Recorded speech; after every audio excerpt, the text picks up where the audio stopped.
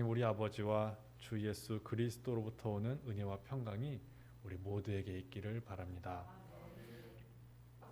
오늘 본문 말씀은 에베소서 2장 1절에서 10절입니다. 이 본문은 크게 두 부분으로 나눌 수 있는데요. 1절에서 3절은 구원받기 전에 우리가 어땠는지를 말합니다. 4절부터 10절은 구원받은 이후 우리는 어떻게 변했는지를 말합니다. 구원받은 이전과 이후의 모습을 보면서 우리가 받은 구원이 과연 어떠한 것인지를 알려주는 겁니다. 지금부터 구원받기 전의 모습과 구원받은 이후의 모습을 보면서 우리가 받은 구원이 무엇인지 한번 알아보겠습니다. 먼저 구원받기 전 우리의 모습을 알아보기 위해 1절에서 3절을 함께 봉독해 보겠습니다. 그는 허물과 죄로 죽었던 너희를 살리셨도다. 그때 너희는 그 가운데서 행하여 이 세상 풍조를 따르고 공중의 권세 잡은 자를 따랐으니 곧 지금 불순종의 아들들 가운데서 역사하는 영이라. 전에는 우리도 다 그 가운데서 우리 육체의 욕심을 따라 지내며 육체와 마음에 원하는 것을 하여 다른 이들과 같이 본질상 진노의 자녀이었더니. 아멘. 성경은 구원받기 전 우리의 상태를 죽었던 상태라고 말씀합니다. 예수님을 믿지 않는 사람들은 모두 죽은 상태인 겁니다. 이 세상 사람들 중에 아름답고 멋진 분들이 얼마나 많습니까? 그런데 아무리 아름다워도 아무리 멋져도 예수님을 믿고 있지 않으면 그는 죽은 사람입니다. 물론 여기서 말하는 죽음은 육적인 죽음이 아니라 영적인 죽음을 의미합니다. 죽은 사람들의 특징 중 하나는 바로 부패한다는 겁니다. 죽은 사람을 다루는 장의사들이 있죠. 장의사들이 시신을 딱 마주하면 가장 먼저 하는 게 뭔지 아십니까? 시신의 구멍을 막는 거라고 합니다. 시신이 부패해서 나쁜 균이 밖으로 나오는 것을 막기 위해서이고요. 또 빨리 부패하는 걸 막으려고 구멍이라는 구멍은 다 막는다고 합니다. 죽은 사람의 또 다른 특징은 아무런 반응도 하지 않는다는 겁니다. 아무리 좋은 음식을 갖다 놓아도 아무리 재미있는 이야기를 들려줘도 무반응입니다. 심지어 가족이 옆에 와서 울고 있어도 묵묵부답입니다. 죽었기 때문에 아무런 반응도 하지 못하는 겁니다. 이것을 영적으로 생각해 보면 우리에게 큰 의미를 줍니다. 구원받기 전에 우리는 죽어 있었죠. 그래서 우리는 썩어져 가고 있었습니다. 살은 문드러지고 내장은 부패해서 악취가 나고 있었습니다. 그리고 죽었기 때문에 하나님에 대해서는 무반응이었습니다. 영원한 생명에 대해서도 무반응. 하나님의 축복과도 아무런 상관이 없이 살았습니다.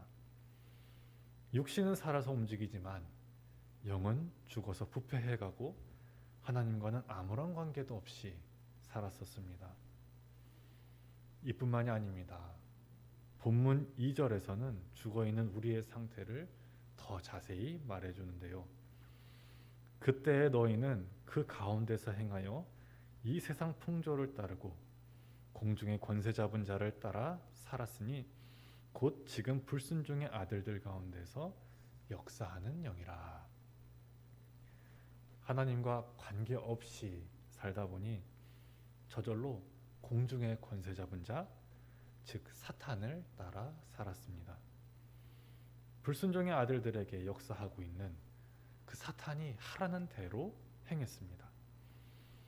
공중의 권세 잡은 자들에 의해서 이 세상의 풍조 역시 악하게 자리 잡고 있었는데요.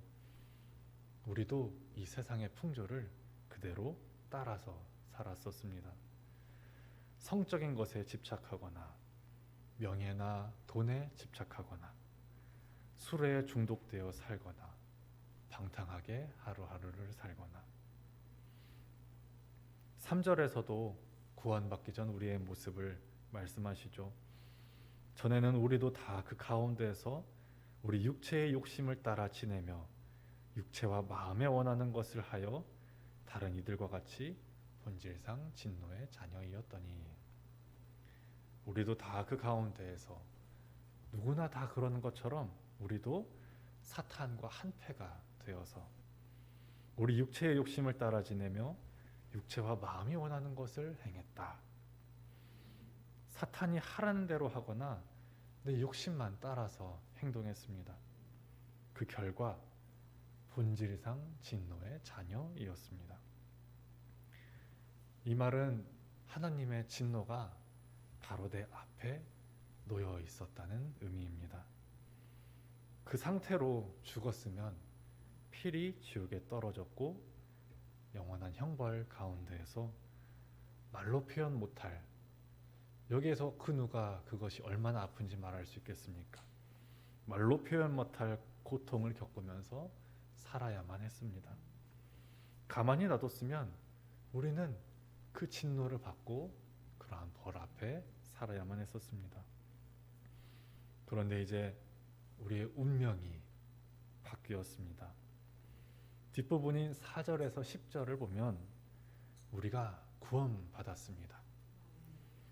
우리 4절에서 6절을 함께 봉독해 보겠습니다. 긍휼이 풍성하신 하나님이 우리를 사랑하신 그 큰 사랑을 인하여 허물로 죽은 우리를 그리스도와 함께 살리셨고 너희는 은혜로 구원을 받은 것이라. 또 함께 일으키사 그리스도 예수 안에서 함께 하늘에 앉히시니. 아멘. 하나님은 우리를 사랑하셨습니다. 하나님은 우리를 긍휼히 여기셨습니다. 그래서 진노를 내리지 않으시고 은혜를 내리셨습니다. 예수님께서 우리의 죄를 대신해서 죽으시면서까지 우리의 죄를 사해 주셨습니다. 예수님으로 인해 이제 죽어 있었던 우리가 살아났습니다. 이것이야말로 인생 역전이죠. 인간극장이 따로 없습니다. 영적으로는 허물과 죄로 죽어 있었고 본질상 진노의 대상이었고 세상 풍조를 따라 살았고 육체의 욕심대로 살았고 사탄의 종으로 살았고 하는 짓이라고는 죄 짓는 것밖에 없었던 우리였는데 이런 우리를 사랑해 주시고 긍휼히 여겨 주신다니요. 자기 아들을 죽이면서까지 우리를 살려주신다니요. 이러한 인생의 역전이 우리의 힘으로 된 게 아닙니다. 5절의 뒷부분에 나오는 것처럼 오직 은혜로, 하나님의 전적인 사랑과 은혜로 우리는 구원받았습니다. 오늘의 말씀을 정리해 보겠습니다. 에베소서의 오늘 본 본문 말씀은 우리에게 구원받기 전과 구원받은 후를 말하고 있습니다. 전과 후를 보면서 우리가 받은 구원이 얼마나 대단한 것인지 깨달으라는 겁니다. 성도님들, 구원받은 일로 감격해 보신 적 있습니까? 오늘 말씀은 우리에게 그 감격을 다시 한번 회복하라고 말씀하십니다. 성도님들이 구원받은 건 당연한 일일까요? 그렇지가 않죠. 죽었다 살아난 것이 어찌 당연한 일이겠습니까? 그냥 죽은 것도 아니고 하나님의 진노 앞에서 그 앞에 놓여 있었던 우리였습니다.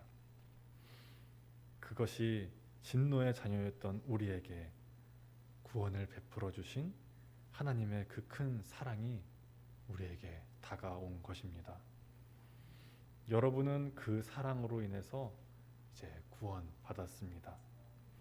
진노를 내리셨어도 우린 아무 말 못했을 텐데 하나님은 그런 우리에게 은혜를 베풀어 주셨습니다. 하나님이 우리의 죄를 없애주시고 구원해 주시면서 원하신 것이 하나 있었습니다. 다 함께 10절을 봉독해 보겠습니다. 우리는 그가 만드신 바라 그리스도 예수 안에서 선한 일을 위하여 지으심을 받은 자니 이 일은 하나님이 전에 예비하사 우리로 그 가운데서 행하게 하려 하심이니라. 아멘. 이제 사단의 종으로서 악을 행하는 게 아니라 예수님 안에서 선을 행하게 하시려고 우리를 구원하셨습니다.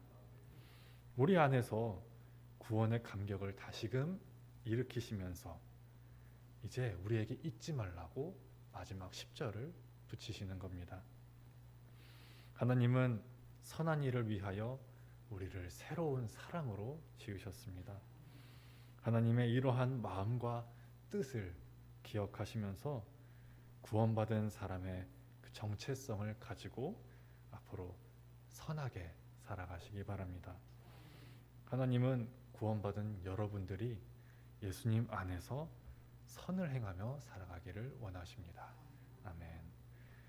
모든 지각에 뛰어나신 하나님의 평강이 그리스도 예수 안에서 성도님들의 마음과 생각을 지키실 것입니다.